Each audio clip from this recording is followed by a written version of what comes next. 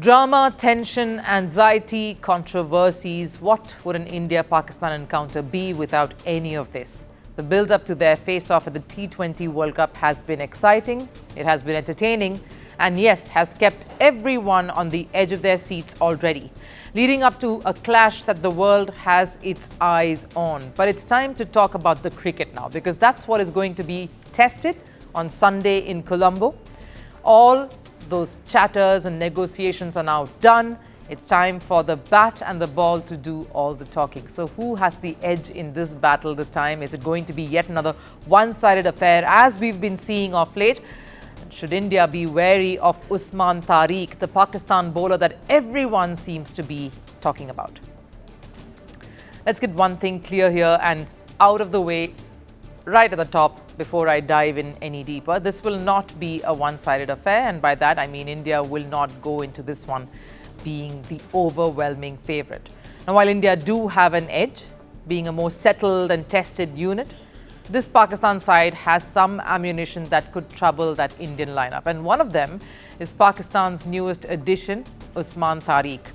Now, much has been said about him already, not so much as how lethal he is, but how interesting and problematic his bowling action is. It actually hit its peak during Pakistan's series against Australia that happened just before the World Cup. Tariq was on fire, but Aussies were grumbling about his rather curious action that had got them bothered.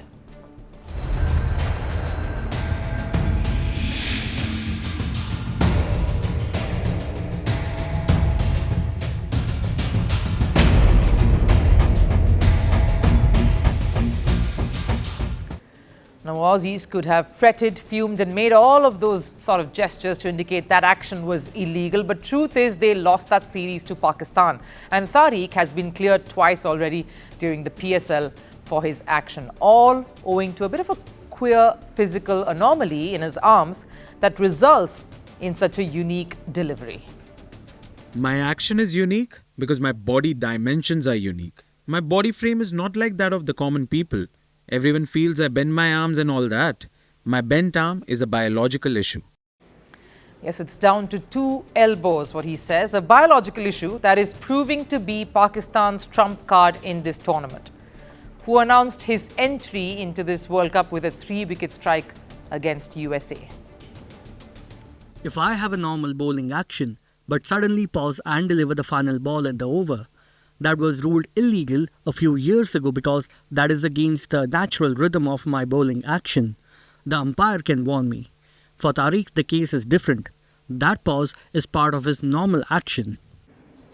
So batters can crib all they want and cry all they care, but Usman's unsettling bowling action, which involves that bit of a dramatic pause just before delivery, is what India will be up against on Sunday. In fact, that can really unsettle any batter who's facing him. Ishan, post that win against Namibia on Thursday in the country's capital, was asked about prepping to face Tariq, to which the youngster tried to show nonchalance. There's nothing as such that we have to prepare. At this level, we watch a few videos and get an idea of the kind of bowling we'll face. We're just keeping it simple.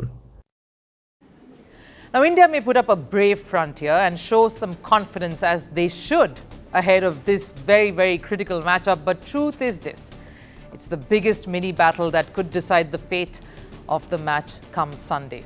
Why? One, we're talking of spin-friendly conditions right through the subcontinent. There's a bit of it for everyone. Two, India has struggled against quality spin in this tournament.